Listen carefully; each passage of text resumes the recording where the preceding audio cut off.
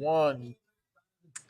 Good afternoon, everybody. Welcome to the Black Mothers Struggling with MS, coming to you live here on the Kubi TV network. Um, I know I've been away, and for those that were wondering, we had a couple of things going on.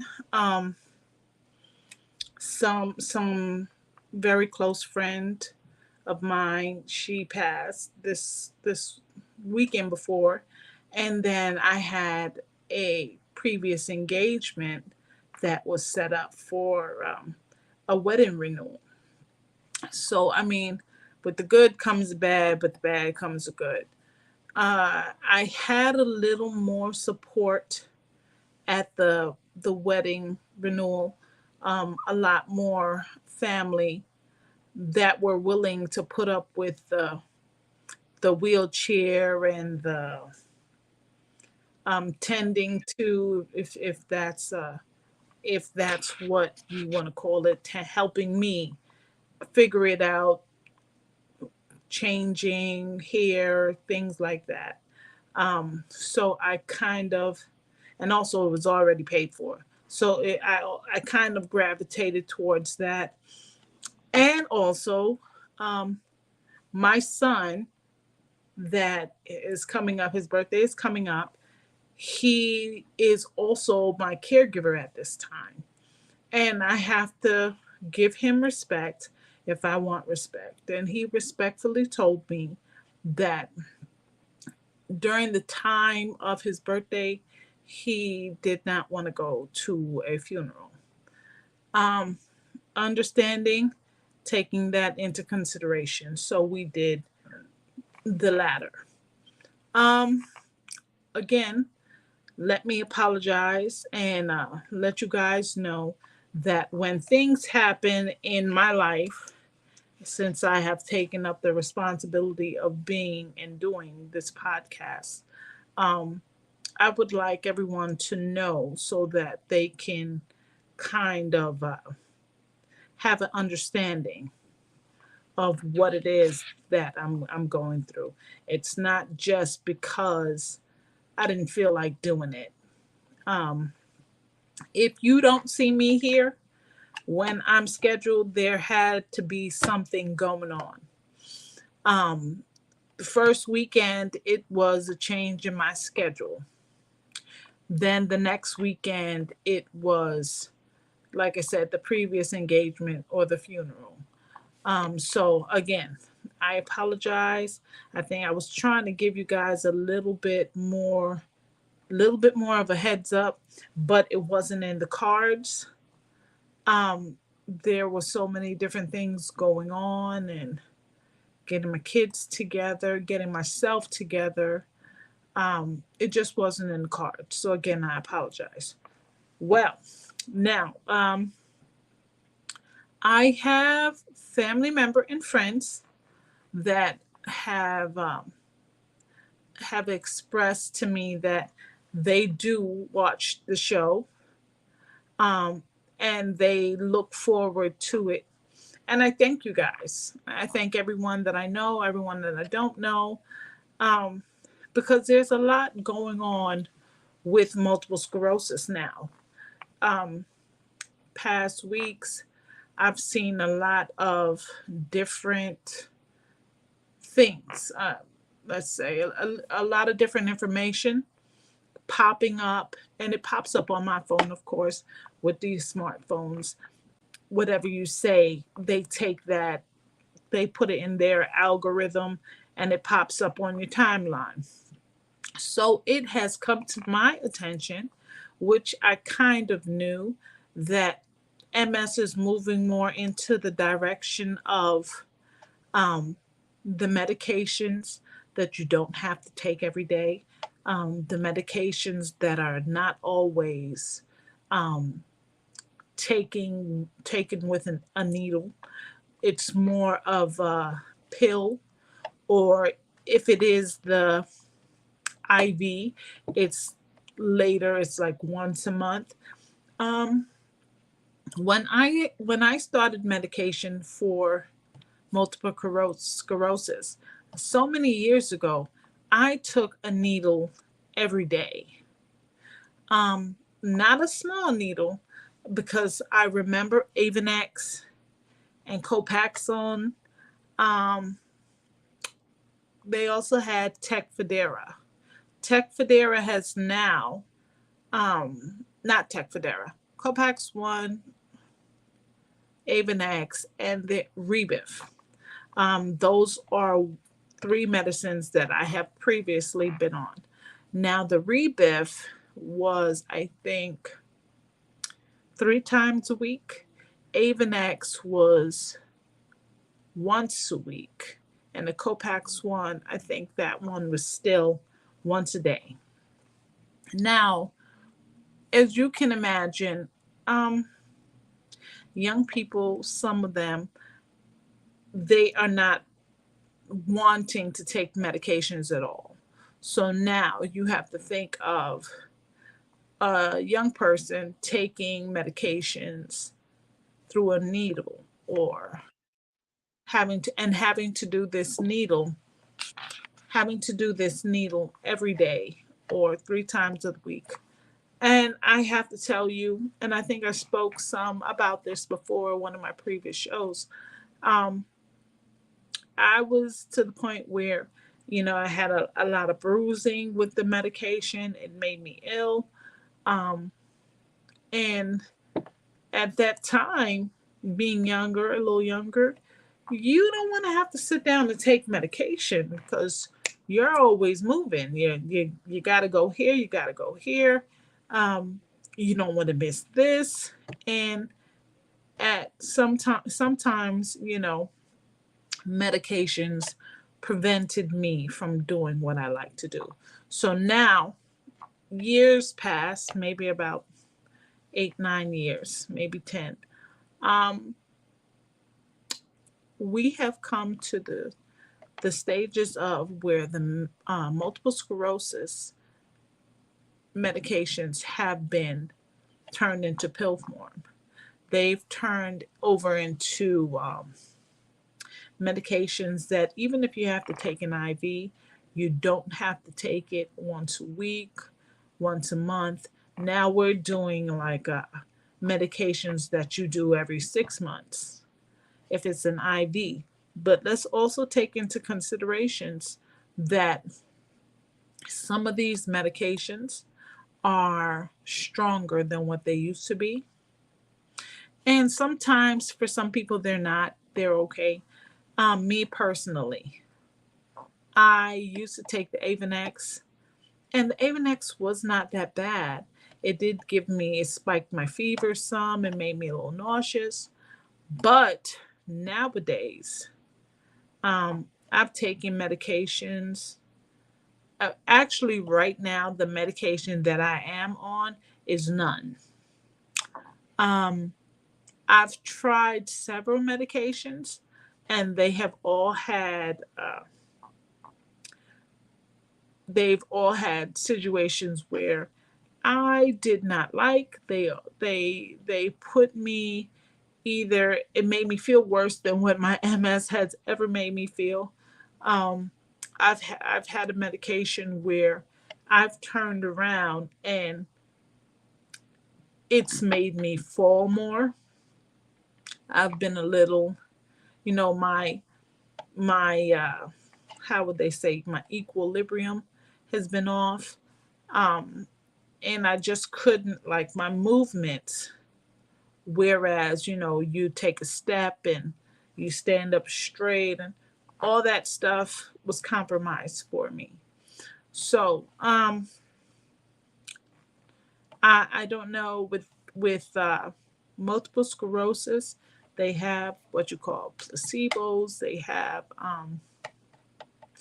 the steroids, and usually those are the medications that start you into the stuff that you need to be on. Now, me personally, I don't like steroids. As you can see, my face is full because of a steroid. They call it moon face. you get it sometimes, and I'm on a particular steroid as a titration pack, which is like the starter pack to start you onto a medication. Um, and sometimes you have these things that come about when you're trying new medications. Um, you deal with it, I guess. Me personally, I'm not as outsidesy. I don't hit the streets the way that I used to. I'm much older, so I'm not looking to be in everyone's parties or whatever the case. So I don't mind staying home. I don't mind not being involved. So it's okay for me to have my moon face and be okay with it. Whereas so many years ago when I was younger, I didn't like it. I cried. I I kind of put myself into a seclusion. Um, and and until these things passed, until they kind of went back to normal. And you can do that when you don't have children. You can do that when you are a single person. Right now, not so much. I have two kids. They know what's going on. They do ask questions. A lot of people ask questions. If I do head out to the store, some people that might have known me when I moved here and to opposed to seeing me now. Um, but it's okay because these are the things that you sometimes have to go through. I believe in if what doesn't kill you makes you stronger. Um, and I've been fighting with this multiple sclerosis to the point where it's embedded in my mind that you're not going to win with me. Sometimes I have my days, I'm tired. You go through things, like I said from before, but MS will not get the best of me. That is something that I wish a lot of people had that motto. Some do, some don't, um, because they see MS as a death sentence, a slow death sentence. Um, and with that being said, all I can tell you is definitely live your life. Um, love on your folks. Let them love on you. And I think people, you know, not only does it help with certain things, I just think it's good altogether. Um, okay, so now we are, let's see, one of my kids, their birthday is coming up. It's right around the corner. Um, it's hard to make plans for different occasions, especially when you need your wheelchair and your vehicle or a vehicle is not wheelchair modified. Um, and I'm working on it. Like I explained before, I'm looking forward to getting my license. My license, not that I ever lost it, but this will give me a license to drive with the proper accessibility kind of equipment in my car. Um, looking forward to it. I am looking forward to sharing that with you guys. Um, also, let it be known once I do start driving again, how many doors will be opened. Um, I don't think it'll be me having to go to everything, but now I have more of an option. I'll be able to say, well, just let me know and I'll be there. It is something that I've been trying to do for some time. Everything is a process.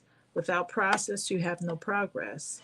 So I'm going through my process and I am in the middle and I'm very excited. Um, like I said, me driving or not being able to drive has changed some things in my life. I don't need to go to everything. I don't think I ever did, but just having that option taken from you because you can't drive. So now we're working on the practicing and doing the permits and everything else and possibly modifying my car if everything goes the way that it should go. So far, so good. Of course, I've passed my permit part, the written part. It's all about me taking it in stride and practicing with the gentleman that's helping me. And who knows, hopefully by the end of this year I'll be certifiable. Not to say that I'll be driving because the end of the year, of course, weather change, snow, and where I live at, it does snow. Um, but I am definitely looking forward to it. People say you come from New York, you should know how to drive in the snow. It's a whole different beast driving in the snow with hand equipment. I think it might be. I've never, never had that experience. Not yet. But if it's something where, you know, you don't have the ability to you don't have the ability to step on the brake. I have to use my hands. And in any kind of situation, that is what the practice is for, that I don't slip up and push or pull the wrong thing, especially in snow and ice. So, I mean, what I'm saying is that I'll definitely, hopefully, God willing, everything goes well, I'll be certifiable by the end of the year. But I don't know if I'll be driving in the snow. Um, and again, it's something that I play around with in my mind because I'm just excited to know that I'm almost there to the driving. Now, after that is defeated and done, um, with driving, again, like I said, it opens up different options. I've been toying with the idea of going back to school. Me going back to school will definitely open up some doors. Um, Meaning the jobs that I do, the job that I have now is a wonderful job. I am helping people, even just being at home, being the operator. Um, I would like to maybe further into the job that I have now as far as my career, but with bad, the good comes the bad. Um, Now, currently, I am on a part time job. I barely do any hours. It helps the income for my apartment, my living situation, me, my kids, my family. It helps me to kind of add to what I have with Social Security. Now, before COVID, before COVID, I was able to afford everything that I needed with Social Security. I might have been off a couple of $100, but when you play around with your bill and you pay this one, you pay that one, everyone has their set timing. But now, after COVID, everything has a price hike. All the food has a price hike, rent, things like that, and the income hasn't changed. So, with the income not changing, you have to make up. Now, I make up with my part time job, but even with the part time job, it throws you into a whole different situation when it comes to Social Security. Now, Social Security allows you to work, but you cannot work the same as your Social Security. I get a certain amount, part time gets a certain amount. Now, if that part time income is the same or more with Social Security, they evaluate that, they look at that. If they don't like it, they will cut you off. So now I'm in a situation where, do I want to continue to be independent? Do I want to continue to move forward, go to school, get this career? Because then, am I telling them that I'm not sick? Am I telling them that I can move forward? As far as disability goes, because now you're on disability, like me, I'm on disability. When you say that you're on disability, how disabled are you? Because if you're able to get a job and you're able to go to school and you're able to do this, that, and the third, they look at that like, well, how disabled is she? Can't be that disabled with everything that you want to do or you're trying to do or that you're doing. So it's put me in a situation whereas, do I want to continue on with what I'm doing and hopefully become independent? Well, um, you know, that is something. I don't know if I'm the only person that is going through that, but definitely please call and give me your thoughts, because I don't need help in deciding things in my life, but this part of my life, I would definitely want to know what someone else might do. Do you stick with your Social Security because that's a sure thing for right now? Or do you branch out and you have the independence that you want, that you've been longing for so many years, um, and go for it? Now, me personally, I I want to take that chance and I want to be independent. I don't want to have to worry about I don't want to have to worry about not going to school again, because so many years ago when I was diagnosed with MS, they didn't have online classes. They didn't all they had was, okay, well, you email the teachers, they'll try to email you back with the courses for the week, and that kind of situation is hard for someone who is definitely up for the situation at hand, but maybe the teachers is like, they get a little overwhelmed. They have other students to prepare for class and they have other students. So at this time, I mean, let me know if, what do you think? This is something that, like I said, I've been thinking about this for a long time.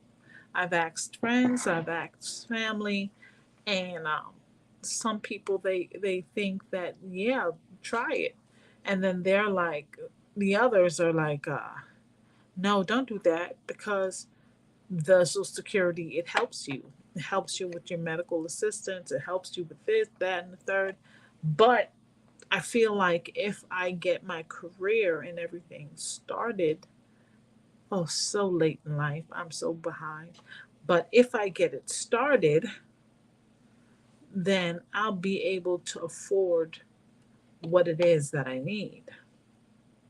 So it's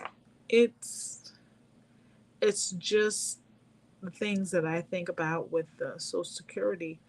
They say they want to help you get back to work, but it is a situation with them like, okay, once we get her out, We'll get somebody else to take her space. And then now, if I do ever have a exacerbation with my multiple sclerosis, suppose I'm not able to do anything, do they accept me back into Social Security or do they give me the runaround? Those are the things that keep me divided. Those are the things that keep me thinking, like, do I really want to step out and do my own thing? So it's it's a damn if you do, damn if you don't. Okay, well now, again, like I said, I have one of my kids, their birthdays are coming up soon. So asking my child, what do you want to do for your birthday? Um, he answers, I don't care. It's whatever. Now, with my child, he is not bothered. He is not. He is not a complainer.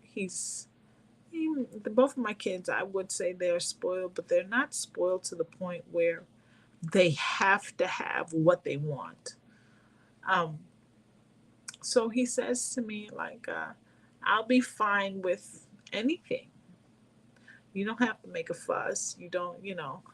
So ask again. I said, are you sure? Let's go out to dinner. And his answer to that is, no, we don't have to do all of that. I would much rather the cash. I'm like, okay. So it's that's a question that I have to ask parents.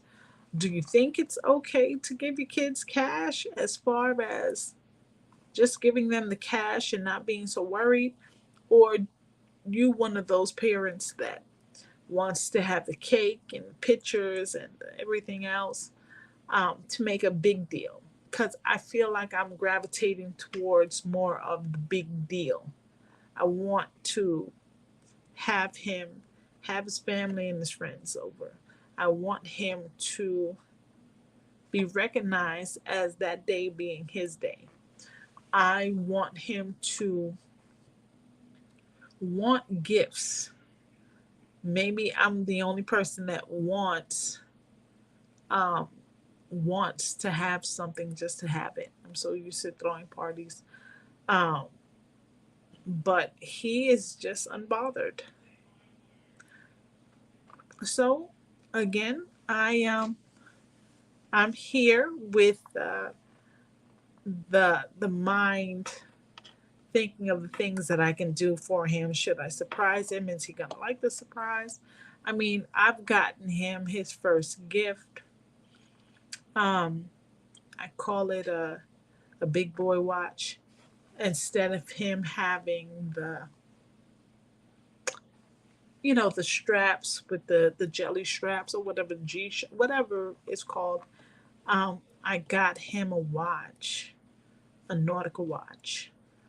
Um, I call it a grown man watch because when you put it on and you have on your nice clothes or your suit or whatever, it is equivalent to, how would I say, a woman having on nice shoes or a nice pair of earrings or a nice purse. A watch for me, for a young adult, a young man, is part of his accessories that kind of puts everything together, puts the suit together.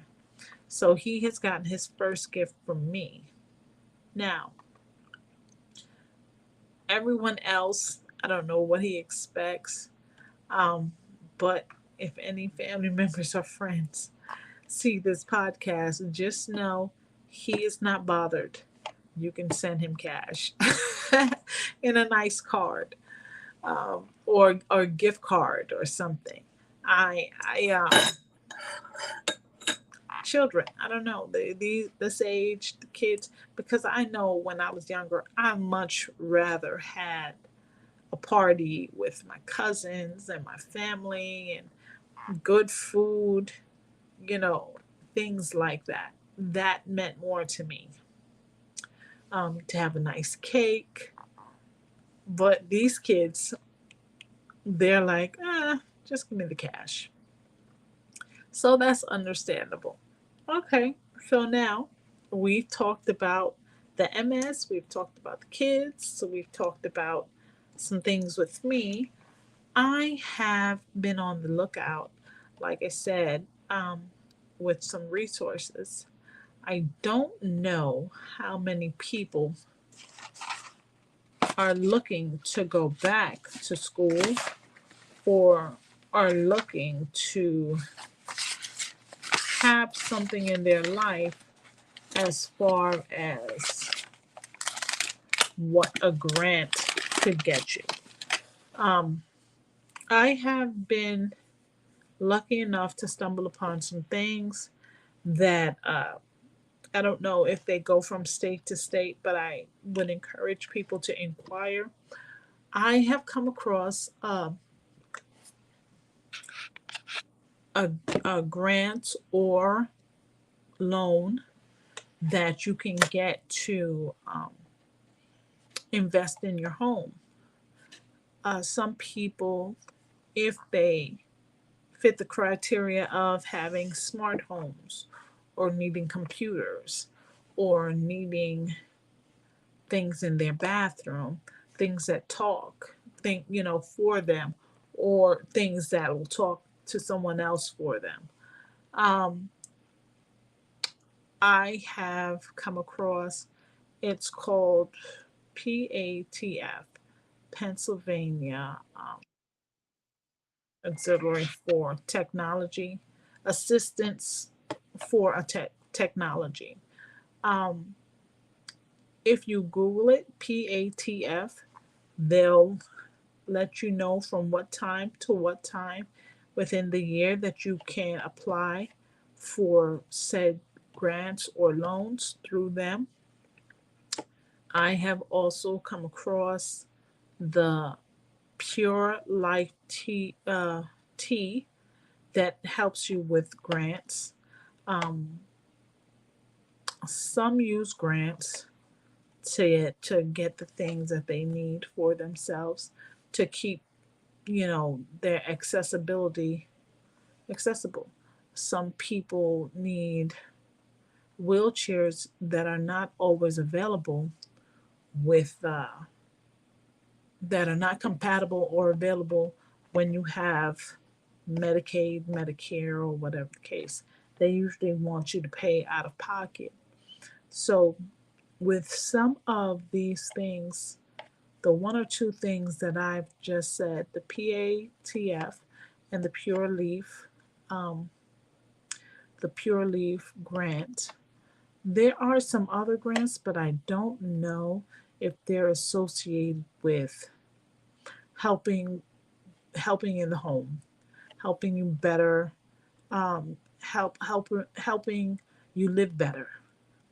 As people with multiple sclerosis, there are things that are needed that sometimes are not covered by our insurance, and we have to end up paying out of pocket. And then some people can't pay out of pocket because they can't afford to pay out of pocket, or their income just does not suffice.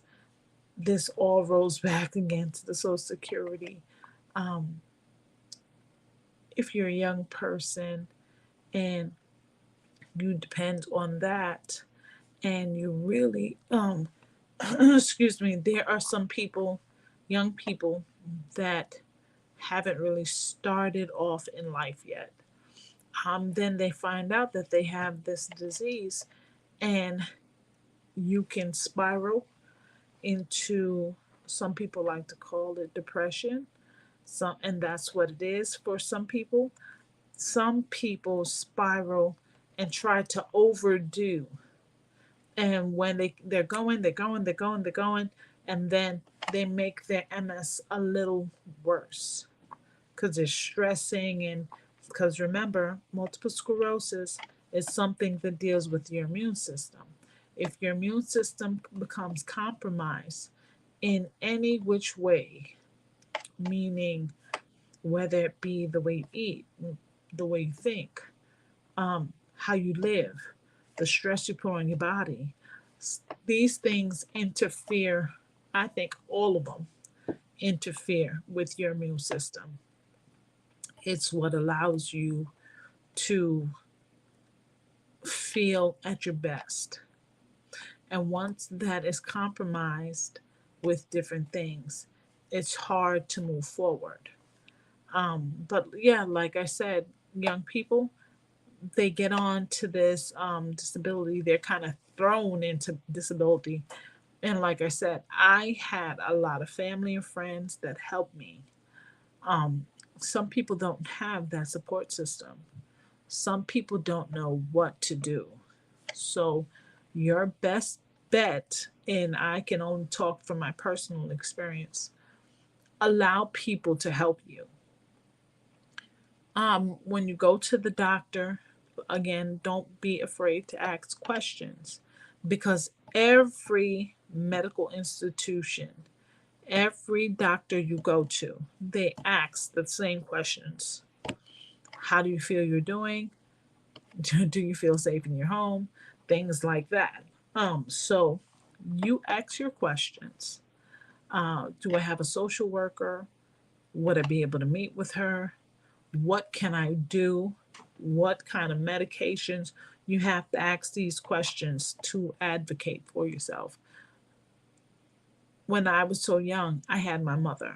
My mother asked questions, and anything that I forgot to ask, she made sure that we wrote it down. So we were, or she was, definitely a big part of my support system. I have family members that are in the medical field, social workers, lawyers. So I'm able to ask these questions. Now, there is a way that you can figure it out for yourself, and that's Google. Everything is Google. Google it. Google the questions. Google the people that are there for the help. Google multiple sclerosis, any kind of disease that you might have that takes away some of the options in the long run. Try to prepare yourself. Not to say that all people with MS end up wheelchair bound. If you catch MS, pretty much in the beginning stages, not to say it'll be cured, but the progression of the disease will definitely be slowed. Um, Me personally, I stay away from trial medicines because with trials, you never know what might happen. And you agree to these things. So you can't, as a person, say, well, I didn't know this was going to happen and I didn't sign up for this. Yes, you did. Any trials? Yes, you did. You have to sign up. So, with that being said, I hope that when people watch me and they listen to the things that I say, I hope it's not too much of all over the place. Um, but you have to listen, not to say you have to listen to me, but you have to listen to your doctors. You have to listen to your body. I feel like when you listen to certain things, even if it's just listening to the doctor talking to someone else, um, like to his intern or to his assistant, you are in the room. Be in the room. Listen, ask your questions. Also, with everything else going on with multiple sclerosis, you don't want to be left out of the loop because you have your doctors and they have other doctors, a team of people trying to help you, but they can't always be the ones to do all the work. You have to kind of help yourself. You have to, again, advocate for yourself. Um, I'm not going to say that you have to be bossy and say, "Give me my chart. Let me see what's going on," because you don't know what you're doing. No, you and your doctor and whoever else in the room, your family, they are a team. Everyone has to work with each other. Um, there can be no, well, I know better than you know. No, because everything is a balance together. You can throw questions at me, I can throw questions at you, we'll throw questions at him, and you listen. You actively listen to what people have to say. That'll help you in the long run. So, medications, family, friends, um, sometimes it's, when they all get jumbled together, there's a little confusion. But you with the MS, the person with the MS, you have to be able to say, "No, I don't like this. Yes, I like this. Okay, we can do that." I feel that any person with a disease of like minds, or older people, um, without your options, you don't have a voice. And a lot of people think because you might be older, you might be disabled, that they have to talk for you or do for you. So, because of that, you become a non factor with your own disease. And the person that is helping you or supposedly helping you um, is in charge. That's not always the case. A lot of people think that that's for the best. Oh, she doesn't really know what she wants, or he doesn't know what he wants. And I'm here to help, and, we're going to do this and I'm going to do that. Hold on one second before you let another person decide for you to take away your options, or they say that they're going to be the one helping you, but it doesn't really feel like help. It feels more like you're telling me what to do and I don't have any options but to do this, because the help that I do get from that person, it starts becoming, it starts to be, it starts to get threatened. Um, Meaning, if you don't do what they want you to do, they're not going to help you. I've seen the situations. I've gone into places, clinics, offices, supermarkets, banks, with elderly, because I don't know how disability turns into elderly, but it does very quickly. And when they push you to the side of the elderly, some elderly people, they need the help of maybe a daughter or a granddaughter, grandson, or son. And from the outside looking in, it's not always a nice picture, because the people that are here to help you, they feel like, well, they can't do anything else but take what I'm given because I don't have to give it. Um, Being with a disability, you have to keep being with a disability, living with a disability, being an elderly person. Do not let your options, don't let your options become compromised because you feel like you have no one else to ask. Um, that can sometimes happen, but as long as, you know, see, it's kind of different. I can't even say that because I would say as long as you have doctors, and but when you say to a doctor that I'm not having the help, it becomes something totally different. And I get it. And a lot of people shouldn't have to make that kind of choice.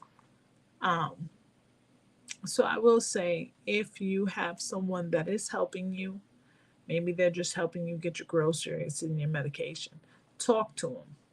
Talk to them and let them know that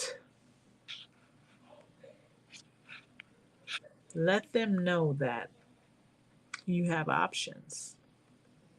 Simply, I mean, a lot of older people, they don't want to hurt feelings. Some say, like, people should know better.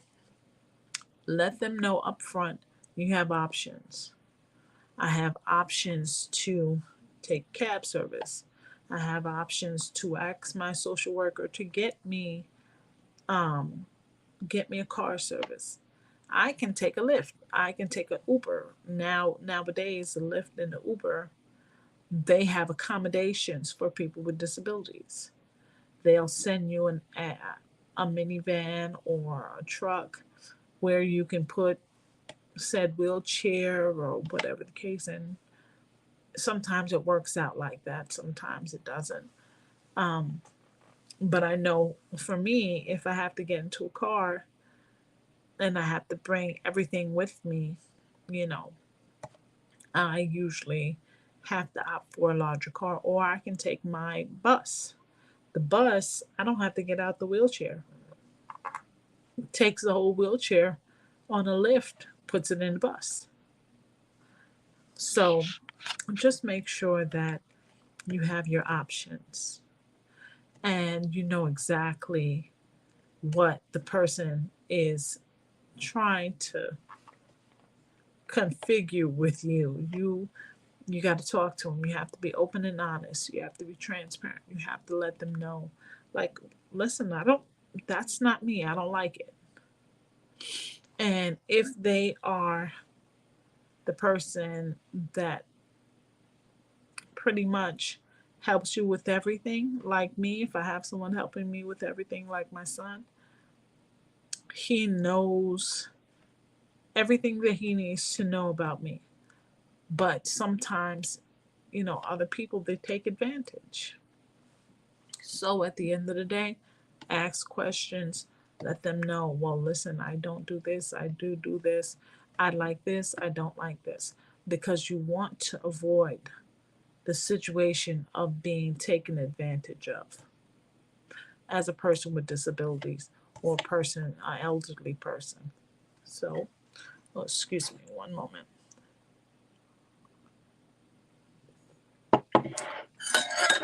Okay, so now, again, let me go back to the engagement that I had the weekend past. Um, beautiful, beautiful, beautiful event.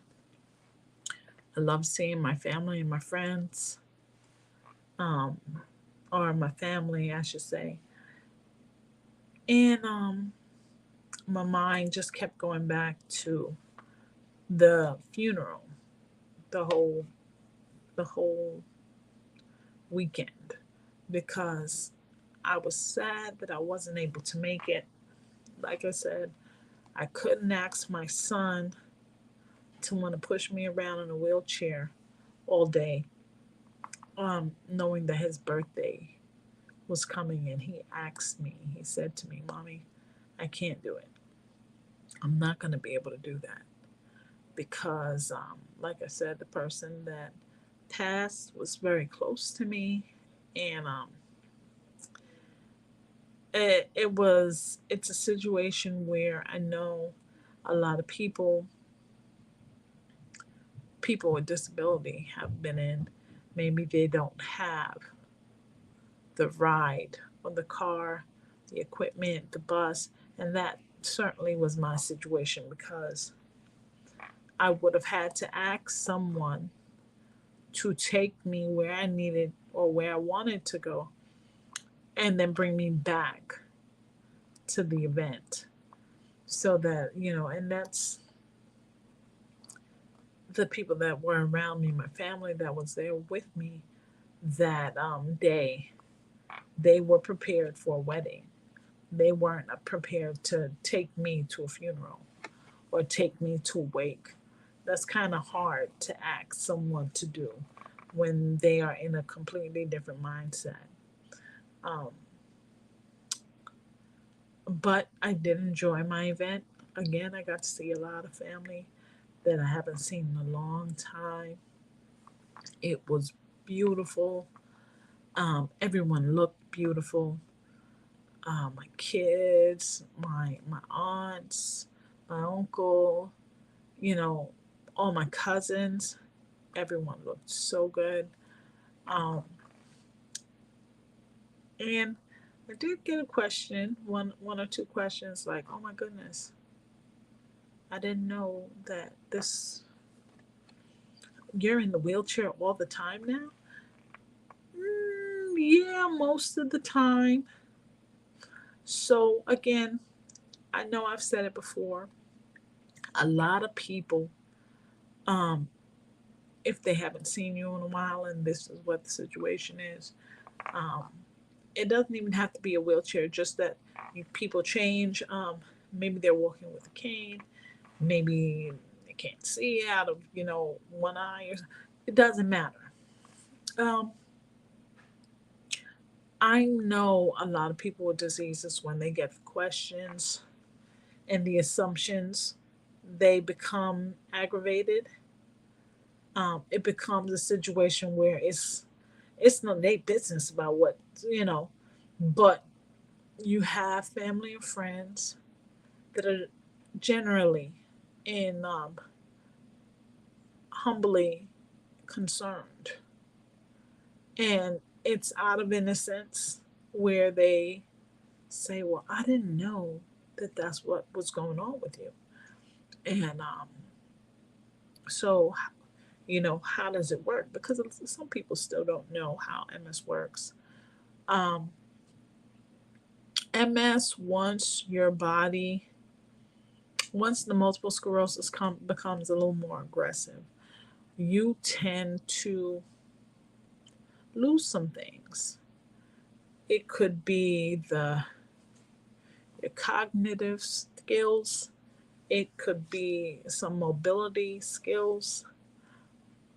I've seen some people that have had problems with their talking. Um, thank God I am not, well, I feel like I am not too far gone to where I cannot um, at least get up and take something. Like for me, I'm in my living room, my bathroom's in the hall. I can still, if I hold on to something or if I had my walker, I could still drag myself to the bathroom. And that might be, uh, say, about maybe 30 feet, 35 feet, 40 feet from my chair to my bathroom. And probably less, maybe 30 feet. Um, I can still stand up. Sometimes it's painful, but I can still do these things. It definitely makes me tired. Um, I have been, I don't lay flat. I am kind of always sitting up. I I do have a bit of a foot drop situation where, yeah, one foot drags sometimes. The reason why I don't like to buy fancy footwear anymore, because I know I have that issue, and anything that I put on, they're getting scuffed up. And I don't know about anybody else, but shoe game, sneaker game, whatever thing, whatever. Whether it be a nice pedicure, your feet coming from where? Your sneakers, your apparel, that sometimes makes your outfit. And if I'm ruining my footwear, I'd rather just not wear anything that's two, three, $400. I probably couldn't afford it anyway. Because that two, three, $400, I'd rather spend it on my kids. So yeah, it's that event definitely showed me. Um, it took me out of my comfort zone. That's for one, because I haven't really been to a lot of events involving family and friends since my multiple sclerosis has become so aggressive. Um, I did sit down with some of my cousins, and they asked me a lot of questions, like, you know, when did this happen? Like, how did it happen? And now, it's is it? Do you think it's because of? Do you think it's because of your weight? Do you think it's because of um, the MS might be hiding some other underlying disease? Or, they just ask me a lot of questions, which is definitely appreciative, because instead of just assuming, like, oh, she got MS, she probably, something she probably did, they asked me. They asked me, for the ones that are not around me, they asked me. They asked me how I was feeling. They asked me how the kids, they talked to the kids, and they let them know, if anything, we're here. You don't just have to wait till your mom is sick to reach out. And this is just one thing that I thought of. Um, Adults with kids, don't wait for the kids to call you. Please call them. Because if you have to wait for a child to call you, you'll be waiting for God knows how long. And I just wanted to know. Hold on one moment.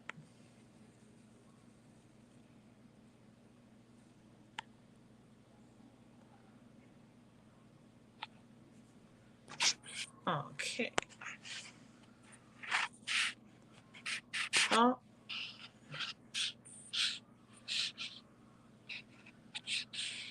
I'm so sorry.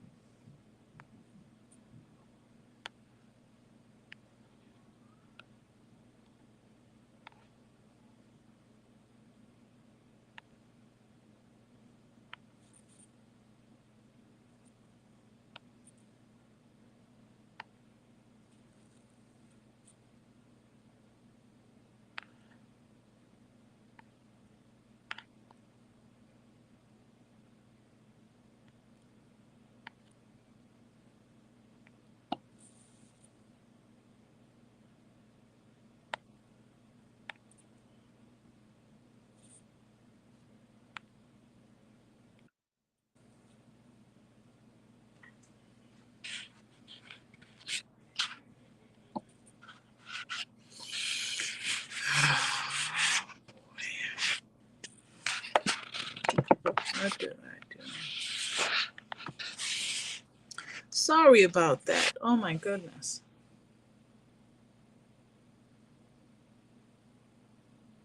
I'd like to say, everyone, thank you for watching the show. A Black mother living with multiple sclerosis. I don't know what just happened, but we got disconnected. But thank you for watching the show. You can see it on a rerun on Kubi TV Network on YouTube. Thank you so much. Everyone have a blessed evening, and we'll see each other next weekend.